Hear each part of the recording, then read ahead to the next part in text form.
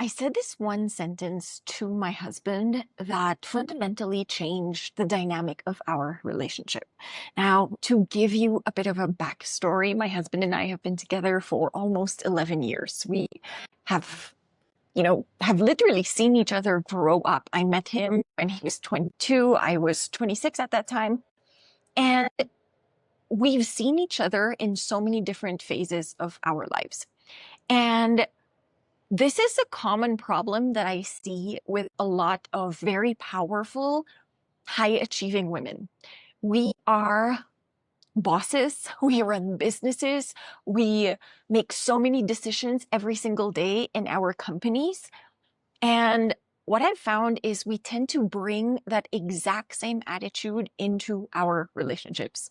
My name is Anna Rogers, and I started creating these videos as a way to documenting the things that I've been navigating as a woman who has a big ass, crazy, audacious dreams.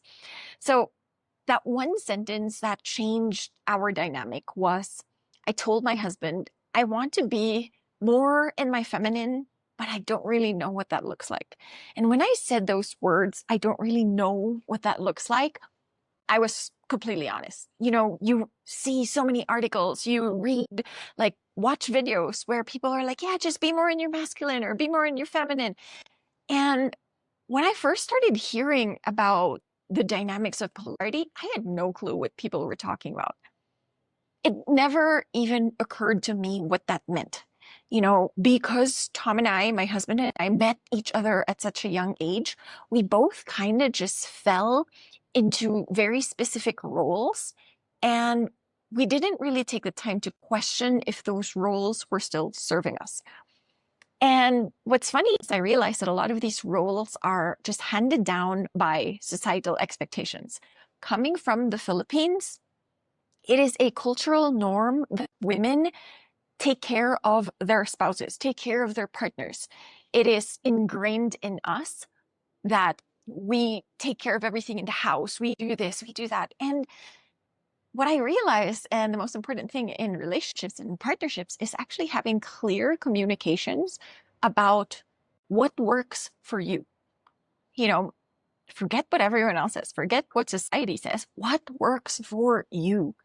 And when we had this discussion, like, we realized, like, I am absolutely awful at keeping things tidy in the house. Like, that is not me. Um, and it never will be. And that's 100% okay. And I used to feel guilty.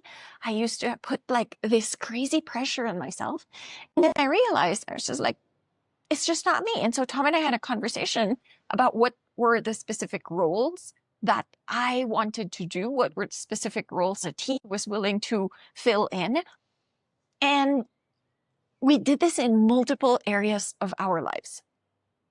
We realized that when we first started dating, I naturally did the travel and the logistics. And we've been traveling the world for the last decade, and that's a lot.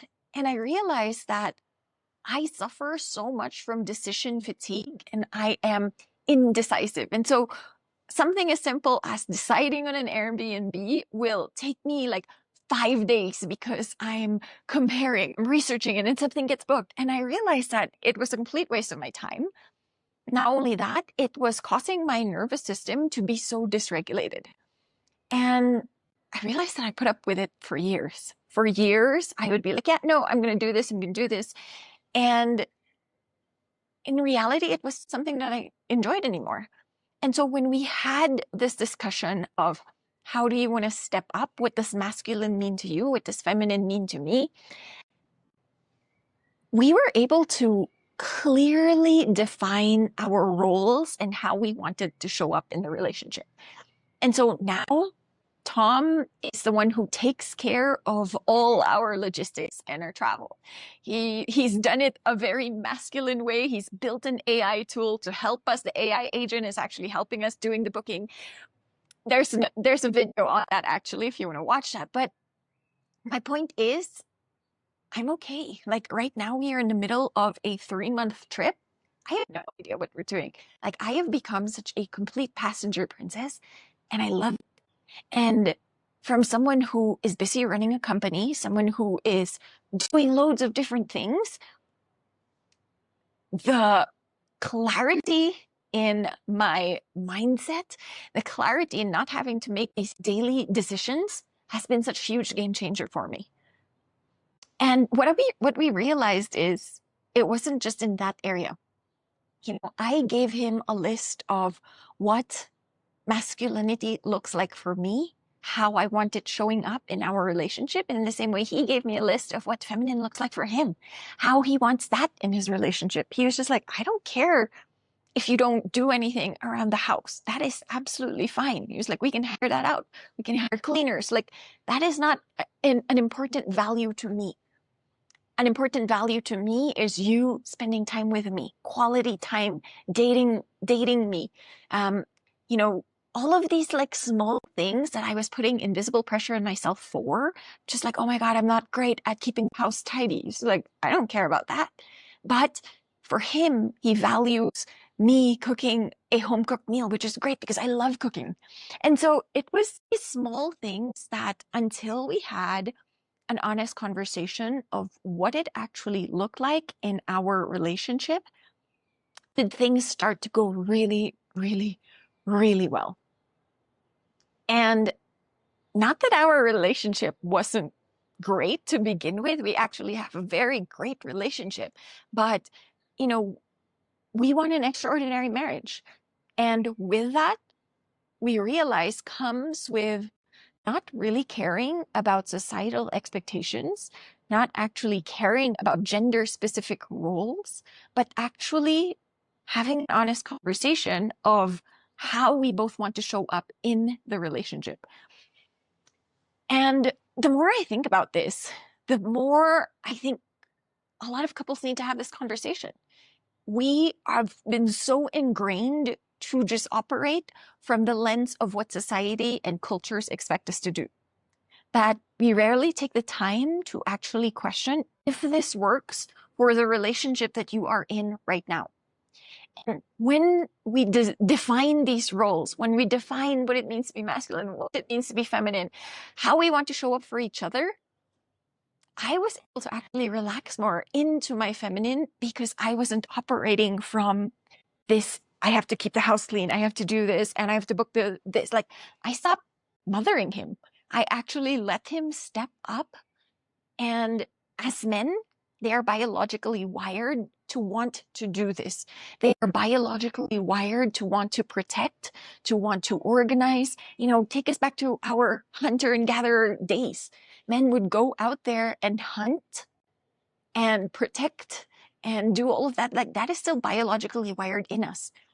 But the problem is with these masculine and feminine dynamics, especially from the lens of the Filipino culture, we end up babying our partners. And if you see this this is also one of the reasons why I stopped dating Filipino men, is because of this. Filipino men were babied so much by their mothers that they end up dating women and expecting the women to treat them exactly the same way. And this might be a blanket statement, but this is based on my experience. And it's really interesting because you could see how these cultural stigmas end up manifesting in our adult relationships. We know this. The way we are treated in our environment growing up is what we end up expecting from our relationships moving forward. And so I realized that I did not want to mother my partner. I did not want to keep everything organized. Like, he does now the logistics, the planning, and I'd be like, I'm finding the places to eat, and I love that. I'm finding cool things to do, and that's great. And it works for us. And so my point here is take the time to have this discussion with your partner. I literally gave Tom a list, and I'm like, these are the things that you could do that would allow me to sink back into my feminine. There's this quote that's going around on Instagram: the more you wifey your wife, the more she will wifey you. And when I first saw that, I was like, oh, this is fun. But then when you really think about it, it's true. if you want your wife to be able to act like a wife, to love you, to treat you well, to have these like small moments where you're flirting and, she has to be in her feminine. Her nervous system has to be regulated. And how you can help her do that is by stepping up, is by doing things that, taking things off her plate. And, Tom and I are so fortunate because we don't even have children to add to this dynamic.